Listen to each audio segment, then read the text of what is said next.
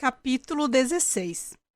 Quando passados quase 2 anos, Obierica fez nova visita ao amigo exilado. As circunstâncias eram outras, bem menos felizes. Os missionários tinham chegado a Umuofia. Ali construíram uma igreja, lograram algumas conversões e já começavam a enviar catequistas às cidades e aldeias vizinhas. Isso constituía motivo de grande pesar para os líderes do clã, embora muitos deles acreditassem que aquela estranha fé, bem como o Deus do homem branco, não durariam. Nenhum dos convertidos era homem cuja palavra fosse levada em consideração nos comícios. Nenhum possuía título. Pertenciam, na maioria, àquela espécie de gente que costumavam chamar de efulefo, isto é, pessoas vazias, sem valor. Na linguagem do clã, um efulefo era um homem capaz de vender seu facão e usar a bainha para guerrear.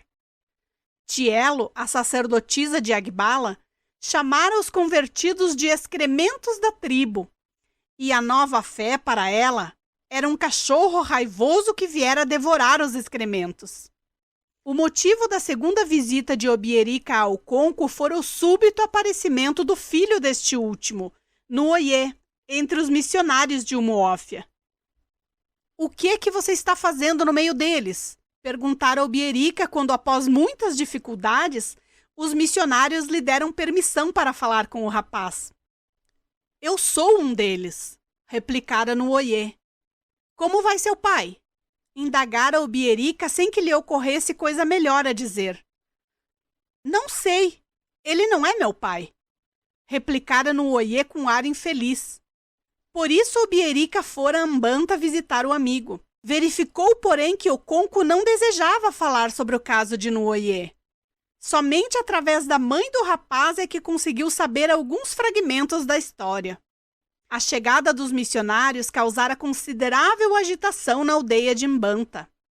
Eram 6 ou 7, um deles um homem branco. Todos os homens e mulheres da aldeia saíram de suas casas e vieram ver o homem branco. Histórias sobre esses estranhos homens vinham sendo contadas, cada vez com maior insistência, desde o dia em que um deles fora morto em Abame, e seu cavalo de ferro pendurado na paineira sagrada. Por isso, todos queriam ver o tal homem branco. Era a época do ano em que todo mundo estava em casa. A colheita havia terminado. Quando o povo estava todo reunido, o homem branco começou a falar. Comunicava-se com a ajuda de um intérprete, que também era Ibô. Embora seu dialeto fosse diferente e soasse desagradável aos ouvidos do povo de Mbanta. Muitos começaram a rir, achando engraçado o dialeto e a maneira esquisita com que o intérprete empregava as palavras. Em vez de dizer eu próprio, por exemplo, ele sempre dizia meu traseiro.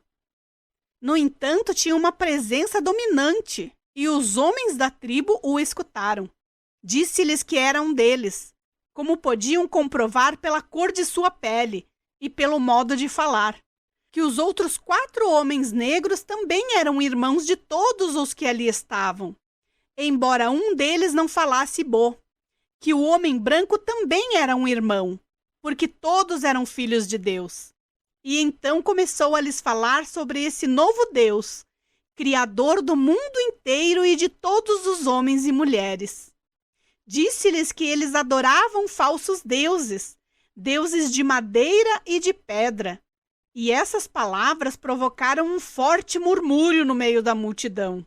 Disse-lhes ainda que o verdadeiro Deus habitava nas alturas e que, ao morrerem, todos os homens teriam de comparecer perante ele para serem julgados. Os homens maus e todos os pagãos, que em sua cegueira se prostravam perante deuses de madeira e de pedra, seriam jogados numa fogueira que queimava como óleo de palma. Porém, os bons, aqueles que adorassem o Deus verdadeiro, viveriam para sempre em seu reino de felicidade. Fomos enviados por este grande Deus para pedir-lhes que abandonem os seus maus costumes e as falsas divindades, e se voltem para ele, a fim de que possam salvar-se quando morrerem. Falou. Seu traseiro compreende a nossa língua. Seu traseiro compreende a nossa língua, brincou alguém, fazendo a multidão cair na risada. O que foi que esse homem disse? Perguntou o homem branco a seu intérprete. Mas antes que ele tivesse tempo de responder, outro dos presentes fez uma pergunta. Onde está o cavalo do homem branco? Os evangelistas consultaram-se entre si e concluíram que a pergunta provavelmente se referia a uma bicicleta. Comunicaram essa conclusão ao homem branco, que sorriu com ar benevolente. Diga-lhes, recomendou ele, que trarei muitos cavalos de ferro quando estivermos instalados aqui na aldeia. Diga-lhes também que alguns poderão até mesmo andar no cavalo de ferro, se quiserem. O intérprete ia traduzindo tudo, mas ninguém ouviu esta última parte, pois desde o momento em que o homem branco mencionou a intenção de ir morar na aldeia, todos começaram a falar entre si, excitados. Não haviam pensado em tal possibilidade. A essa altura, um velho disse que tinha uma pergunta a fazer. Qual é esse Deus de vocês? Indagou. É a deusa da terra? O Deus do céu? A Madiora ou do trovão? Qual é, afinal? O intérprete transmitiu a pergunta ao homem branco, que imediatamente deu sua resposta. Todos os deuses que o senhor citou não são deuses de forma alguma. São, isto sim, falsas divindades, que lhes ordenam que matem seus semelhantes e destruam crianças inocentes. Só existe um Deus verdadeiro, e ele possui a terra, o céu, o Senhor, eu, todos nós. Se abandonarmos os nossos deuses e resolvermos seguir o seu, indagou outro ouvinte, quem vai nos proteger contra a ira dos nossos deuses abandonados e dos nossos ancestrais? Os deuses de vocês não existem e, portanto, não lhes podem causar nenhum mal, retrucou o homem branco. São meros pedaços de madeira e de pedra. Quando estas declarações foram traduzidas para os homens de Mbanta, eles se puseram a rir. Esses sujeitos devem ser doidos, pensaram. Caso contrário, como poderiam acreditar que Ani e a Madiora fossem inofensivos? E que também o fossem Idemili e Ogvugvu? E assim pensando, alguns homens começaram a ir embora. Então os missionários puseram-se a cantar. Era uma dessas músicas alegres e animadas dos evangelistas, que tem o poder de tocar certas cordas mudas e empoeiradas do coração dos ibôs. O intérprete explicava cada verso aos ouvintes, alguns dos quais estavam fascinados. A canção contava a história de irmãos que viviam no escuro, amedrontados, ignorantes do amor de Deus.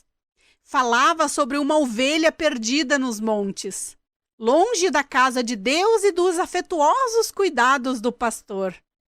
Terminada a canção, o intérprete falou sobre o Filho de Deus, cujo nome era Jesus Cristo. O conco, que ali permanecera esperando apenas que aqueles homens acabassem sendo expulsos da aldeia ou espancados, disse, de repente, o Senhor nos afirmou com sua própria boca que só há um Deus. Agora nos fala num filho dele. Então quer dizer que seu Deus também deve ter uma esposa. A multidão deu entusiásticos sinais de aprovação. Eu não disse que ele tem uma esposa, contrapôs o intérprete em tom pouco convincente. Seu traseiro disse que ele tem um filho, falou novamente o tal brincalhão. Portanto, ele deve ter uma esposa e todos eles devem ter traseiros. O missionário o ignorou e continuou sua fala, referindo-se à Santíssima Trindade. O conco estava plenamente convencido de que o homem era doido. Deu de ombros e se afastou dali.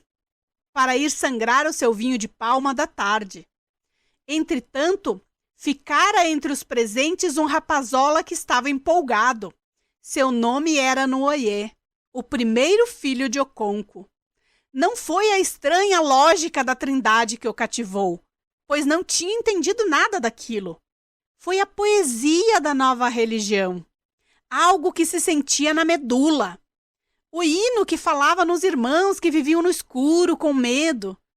Parecia responder a uma vaga e persistente pergunta que obcecava sem cessar sua jovem alma.